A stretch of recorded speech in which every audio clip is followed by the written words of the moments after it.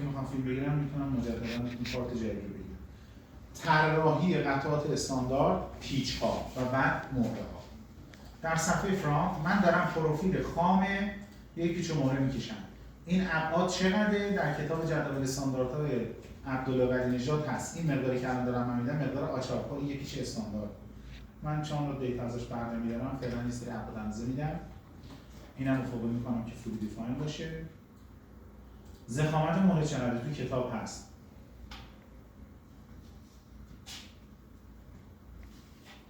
و بعد همینطور ادامه میدم. گاه رو طراحی میکنم. روش‌های مختلفی برای ماشین کاری داریم. ببخشید من این اندازه بدم که این عدد مهمه برام.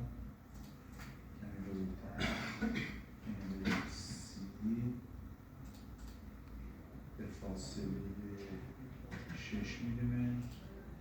بعد پیچ M32 میخوام داشته باشم. 32 و بعد طول اصلی پیچ رو میدم به 48 تا. میتونم بیشترم بدم. 68 تا. این چیه دارم میزنم؟ سرشون رو بله. چرا پخ میزنید؟ راحتگی بگیره. تا اینجا کسی مشکل داره؟ اینکه کاری نکردیم، پروفیل خام یک پیچ رو ایجاد کردیم. اینجا مسئله داریم. از اینجا به بعد مسئله داریم. یه نکته اینجا داریم درد نیست بگم. سر پیچ آقای محترم ببینید اینه، گل پیچ این شکلیه. یه بهتر اینجا رو سریع کنم. اینه. بله. خب آقای میگم بله. ببینید اینه. نه واسطش یکی میشه. نمیذارید. اینه. بیشتر کسی تا الان نگفته بله. حالا یه چیزی با هم ببین.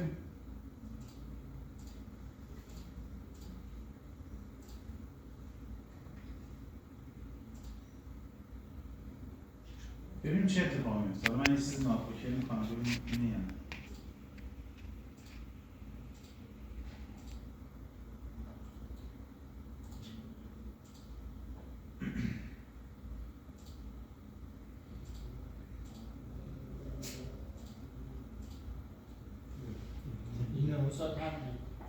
نه چنفره، نه فیلته، یک کات اکسترود 60 درجه رو به اوت که اون در اصل فرم رو برای ایجاد کنه. اینو چرا میزنن؟ آچار راحت بشه. بله. الان تقریبا میشه که پروفیل استاندارد یک پیچه. حله سیو میکنیم به اسم اسکرو. از الان به بعد میخوام رزوه بزنم براش. چیکار میکنم؟ دستور اسکچ میدم. دایره راهنما رو ترسیم میکنم. اندازه میدم که فول دیفاین باشه. پیچ M32 بلا فاصله هلیکس اسپیرال میدم. جهت رو برمیگردونم. گام مثلا میدم 10. تعداد رو میدم 8. ببینید برخورد داریم. بله همش خوبه. بریم 6 نمیذاره بیشتر. به تعداد گام میتونیم تا کاملا مخرج از اینجا خارج بشه. بله بد نیست خوبه.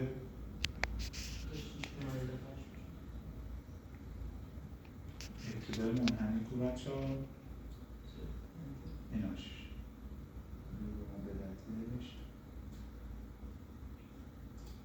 ابتدای منحنی رو داریم.